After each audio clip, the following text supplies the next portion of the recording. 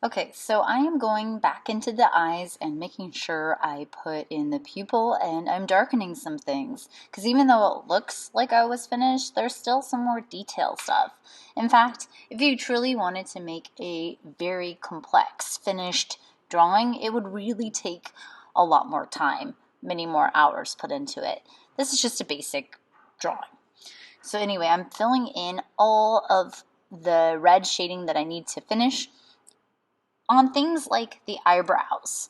They're not just one value. They darken as they turn into shadow. So that's something to pay attention to while you're working. So now I've started to put in whites. And when I'm doing that, I'm looking at my reference and I'm asking myself, where are the brightest whites? It's also important that you figure out where the midtones are so you know to leave the gray of the paper exposed at that midtone value. So I just chose a midtone range on my model that I decided I'm going to leave that to the gray of the paper. And it's very close to the actual color of the gray of the paper, that midtone.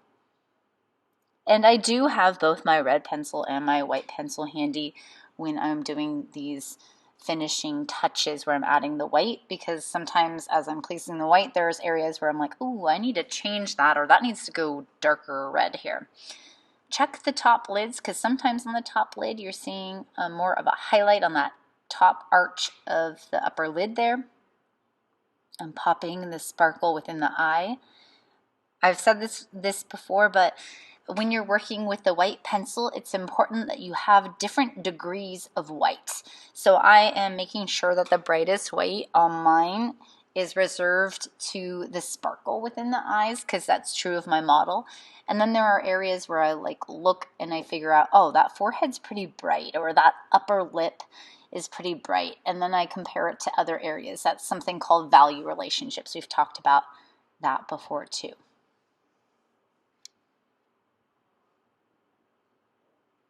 So here's a close-up of the nose and lips. There is white on a lot of the models that I've printed for you that happens right in that skin between the bottom of the nose and where the upper lip begins, so kind of right above the lip there. So you want to look for that. See where it's in light, but also if there's a shadow side, you want to pay attention to that too. And I do like to use a angled hatch. You can see me doing that there. I'm working at an angle and I'm pressing very light. Just like with the red, you actually want to go lighter than you think you're going to have to go, because it's way easier to brighten something up or press harder later than it is to try and erase. You do want neat shading on the white, which means you want to keep the same direction with your stroke and you want to keep a consistent pressure, but that also means that you have to have tight shading so that your shading isn't sloppy. No weird gaps, no weird changing of direction midway while you're working on an area. I took this off camera and worked it some more.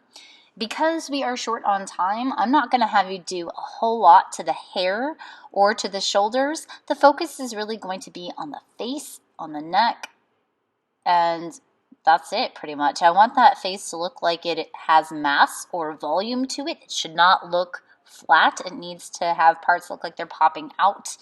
If you notice there's some white down the center line of the nose and on the tip of the nose, that's pretty common and you should look for that on your model too.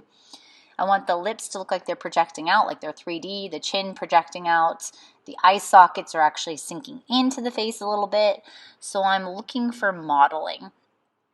And then just make sure that you have a soft touch, that you don't go too dramatic, too heavy with the red or the white. So you want to keep it light and soft overall. When you are done, call me over and I will check it and give you a score.